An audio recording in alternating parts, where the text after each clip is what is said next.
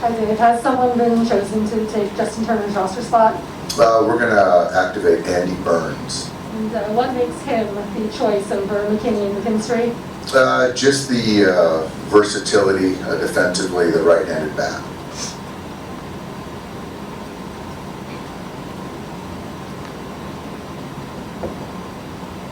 Dave, who's your opener or starter, whatever? Joe Kelly.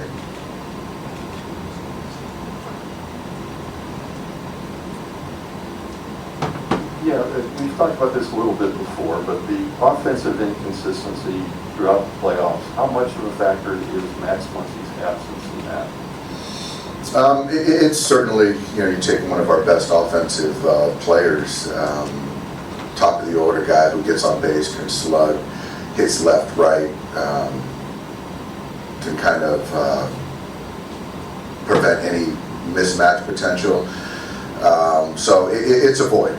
It's a void, and clearly not being able to keep the line moving or the slug or whatever, that's certainly been missing. But we've got to find a way to kind of overcome it.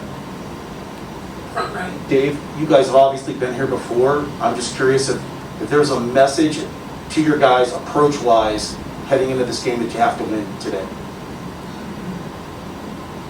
I think the message is just to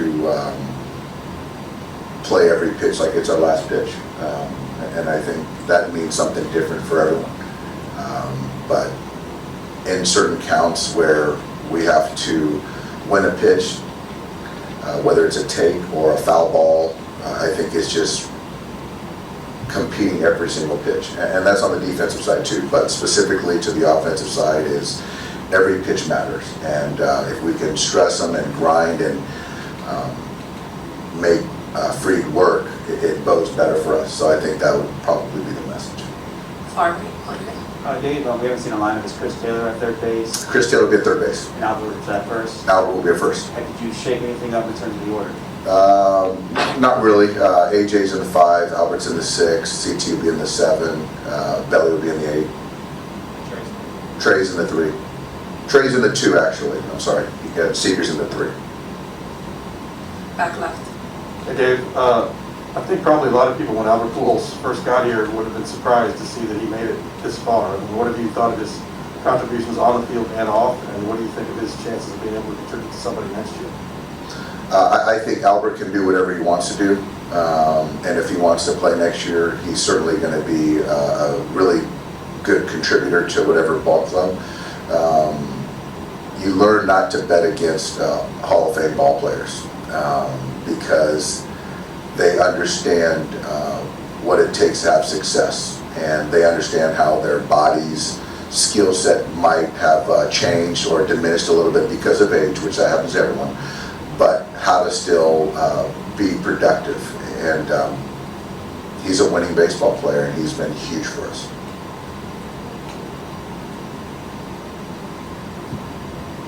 Hey Doc, how have you seen the job of managing evolve since you were a young guy playing in the majors under guys like, and working with Bud Black and, Jim Tracy, to the job that you have to do today?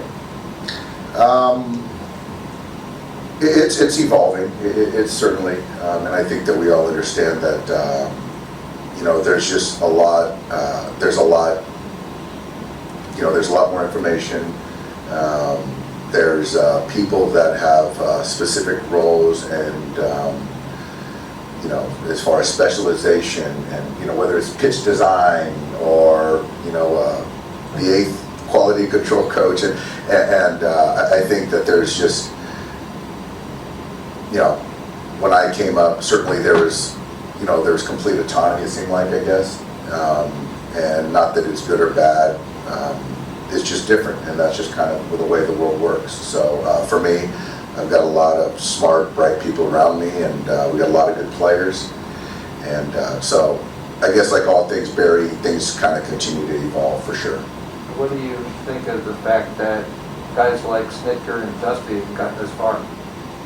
The most important thing is your ability, in my opinion, is how a manager relates to the players.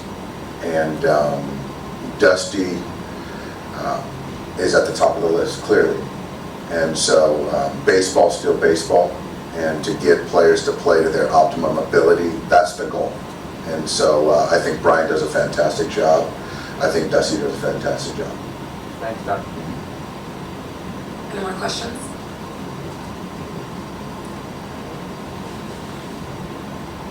Thanks, Dave. Thanks, guys.